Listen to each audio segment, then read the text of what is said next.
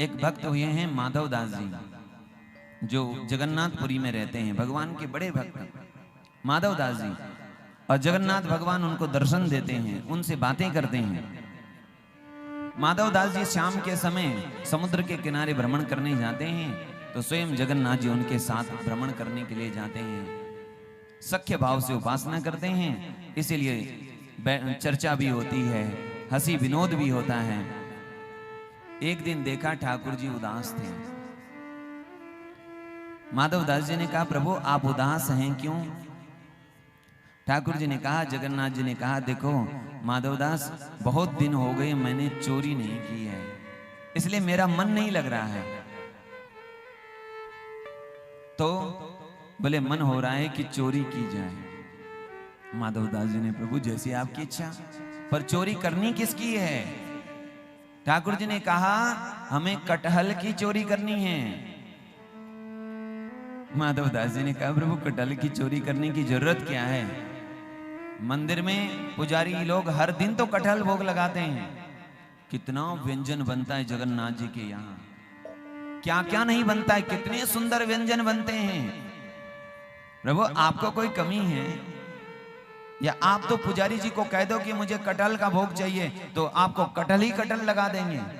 बोले नहीं, वो तो है, पर चोरी के खाने में जो स्वाद है वो ऐसा नहीं है, इसलिए मेरा मन है कि चोरी की जाए फिर उसको पाया जाए। माधवदास जी ने कहा, प्रभु जैसी आपकी इच्छा, पर चोरी करेंगे कहां? तो ठाकुर जी ने कहा, चोरी करेंगे राजा के बगीचे में। बड़ा सा कटहल का पेड़ है, उसमें बड़े बड़े कटहल के फल लगे हैं, वहीं जाएंगे चोरी करने। माधवदास जी ने कहा, जाएंगे मतलब आप ही जाएंगे ना? बोले नहीं नहीं, तुमको भी चलना है। माधवदास जी ने कहा, प्रभु जीवन भर भजन किया, जीवन भर हाथ में माला रखी, और अब आप हमें चोरी करने के लिए और फिर चोरी करने का तो अभ्यास मुझे नहीं है ना। ठाकुर जी ने कहा, तुमको अभ्यास नहीं है तो कोई बात नहीं, मुझे अभ्यास है, मैं सिखा दूंगा कैसे चोरी करनी है। दो तीन बात है बस जो ध्यान रखने योग्य है। एक बात कि भाई हर समय सतर्क रहना है, कोई आ जाए तो सावधान रहना है। दूसरी बात, बहुत धीरे धीरे चलना है। बस दो तीन बातें ही इनको ध्यान में रखोगे तो तुम अच्छे से चोरी कर पाओगे। चलो हमारे साथ। तो माधवदास जी बेचारे मना नहीं कर पाए, तो कहा ठीक है चलेंगे।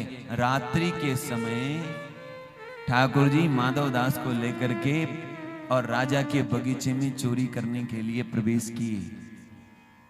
बगीचे में जैसे प्रवेश किए, अब माधवदास जी को चोरी करने का कोई अभ्यास है नहीं, तो माधवदास जी अपने धीरे धीरे चल रहे हैं और ठाकुर जी उनको साथ में लेके चल रहे हैं। जैसे कटहल के पेड़ के पास गए, माधवदास जी ने कहा, प्रभु इस कटहल के पेड़ पर चलें या उस कटहल के पेड़ पर चढ़ें?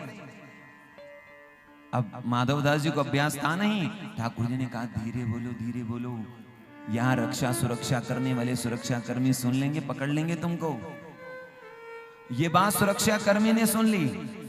जब ये कह रहे थे कि इस पेड़ पर चढ़ूं कि उस पेड़ पर चढ़ूं, सुरक्षा कर्मी ने कहा, मैं बताता हूं किस पेड़ पर चढ़ना है, आ रहा हूं मैं। माधवदास जी को ऊपर चढ़ा दिया पेड़ पर। अब पेड़ पर चढ़ गए तो फिर माधवदास जी बोलते हैं, प्रभु जरा बताइए, ये वाला कटहल तोड़ करके आपको दे दूं या ये वाला फल दूं? सेवक ने कहा, मैं बताता हूं कौन सा देना, आ रहा हूं मैं। सेवक नजदीक आया, ठाकुर जी अंतर्धान हो गए और माधवदास बेचारे पेड़ पर लटके रह गए। सेवक ने कहा, नीचे आओ।